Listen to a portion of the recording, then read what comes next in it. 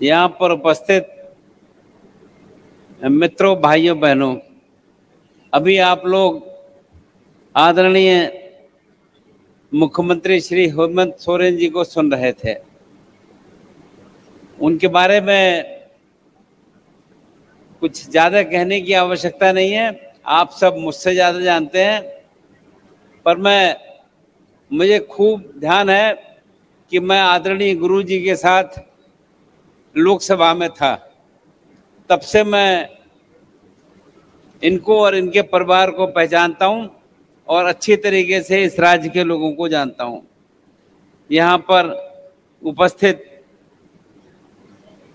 माननीय उच्च एवं तकनीकी शिक्षा मंत्री श्री सुदीप कुमार जी, सांसद आदरणीय श्री चंद्र प्रकाश चौधरी जी और यहाँ पर कई विधायक उपस्थित हैं। पर मैं निश्चित रूप से अपने नौजवान साथी जयराम महतो का नाम जरूर लूंगा, क्योंकि वो विद्यार्थी भी हैं, पीएचडी भी कर रहे हैं और काफी सक्रिय हैं। ये हम सब इस बात को समझते हैं। विनोद बिहारी महतो कोयलांचल विश्वविद्यालय धनबाद के कुलपति प्रोफेसर रामकुमार सिंह जी, उपस्थित अन्य सभी शिक्षाविद, विश्वविद्यालय के सभी पदाधिकारीगण और विश्वविद्यालय धनबाद में आज आयोजित इस समारोह में आप सभी के बीच उपस्थित होकर मुझे अत्यंत हर्ष हो रहा है। ये अवसर केवल एक प्रतिमा का अनावरण नहीं है, पढ़ा मैंने, महतो के नाम रखा गया है। छात्र हित को देखते हुए इस विश्वविद्यालय की स्थापना इस उद्देश्य से की गई है कि विद्यार्थियों और विश्वविद्यालय प्रशासन के मध्य दूरियां कम हो और विश्वविद्यालय विद्यार्थियों से जुड़ी हर पहलू का निरंतर बारीकी और नज़दीकी से अनुश्रवण कर सके तथा संवाद बेहतर हो। अभी यहाँ के कुलपति महोदय आपसे जो बात कर रहे थे वो इसी दिशा में बात कर रहे थे और उसकी जानकारी दे रहे थे। आज हम जिस समाज में हैं वो केवल डिग्री हासिल करने तक नहीं है, उत्कृष्टता, एक्सीलेंस हासिल करने का समय आ गया है। मैं मानता हूं कि विश्वविद्यालय को इस दिशा में स्वयं को एक आदर्श संस्थान के रूप में विकसित करना होगा। विद्यार्थियों की समस्याएं, चाहे वो प्रमाण पत्र की हों, परीक्षा परिणाम की हों या प्रशासनिक प्रक्रिया की हों, सभी के लिए सरल, पारदर्शी और समयबद्ध व्यवस्था सुनिश्चित की जाए और लोगों को समस्या इसमें ना आए। विश्वविद्यालयों को चाहिए कि वे शैक्षणिक कैलेंडर का सख्ती से पालन करें। छात्रों की इस को ये महसूस हो कि विश्वविद्यालय उनके भविष्य के लिए बहुत चिंतित है। और ये मैं आपके सामने इसलिए कह रहा हूँ कि यहाँ के हायर एजुकेशन में हम पूरे देश में आगे नहीं बढ़ पा रहे हैं, इसलिए आवश्यकता है कि हायर एजुकेशन में हम ध्यान करें और चिंता करें। राज्य के विश्वविद्यालय के कुलाधिपति के रूप में ये मैं स्पष्ट रूप से कहना चाहूँगा कि वर्तमान में राज्य की उच्च शिक्षा की स्थिति से मैं पूरी तरह संतुष्ट नहीं हूँ, जैसा मैं भी कह रहा था, लेकिन शिक्षण संस्थाओं में सुधार लाने हेतु मैं पूर्णतः प्रतिबद्ध हूँ। रिक्त कुलपति पदों की नियुक्तियां समयबद्ध तरीके से पूरी की जा रही हैं। आशा करता हूं कि वे अपने दायित्वों का निष्ठापूर्वक निर्वहन करेंगे। जहां कुलपति या प्रतिकुलपति का कार्यकाल समाप्त हो रहा है वहां उनकी नियुक्ति प्रक्रिया पहले से शुरू की जा चुकी है ताकि समय पर नियुक्तियां हो सके। आज यह समारोह में माननीय मुख्यमंत्री जी भी उपस्थित हैं। मैं उनसे विशेष आग्रह करता हूं कि राज्य की वो शिक्षाओं की ओर अधिक सुदृढ़ बनाने हेतु सार्थक पहल करें। और मैंने उनको आग्रह किया था कि वो, जैसे मैंने उनसे कहा था कि हायर एजुकेशन में हम देश में आगे नहीं हैं, तो हमने कहा कि इस ओर चिंता करिए।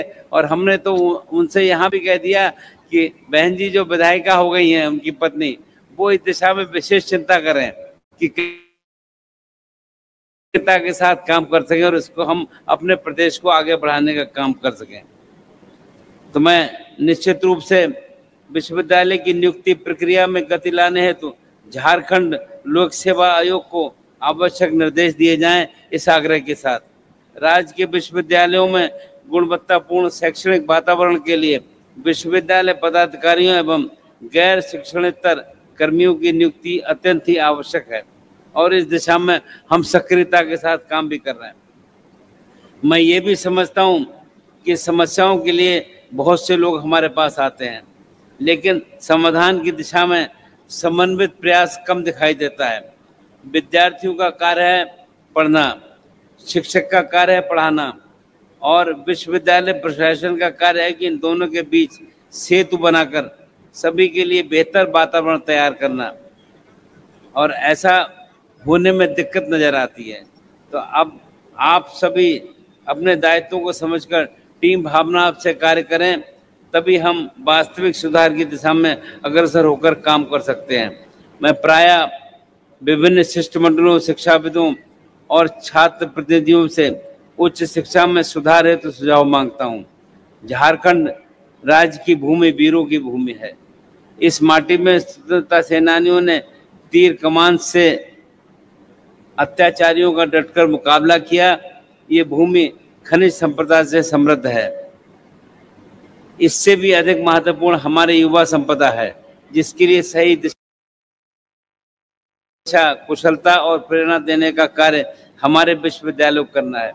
यदि हम अपनी युवा शक्ति को आत्मनिर्भर, दक्ष और नव निवेश बनाएं, तो ये झारखंड भविष्य में ज्ञान और कौशल का गढ़ बनकर उभरेगा और अपने कार्यों से कीर्तिमान रचने का काम करेगा।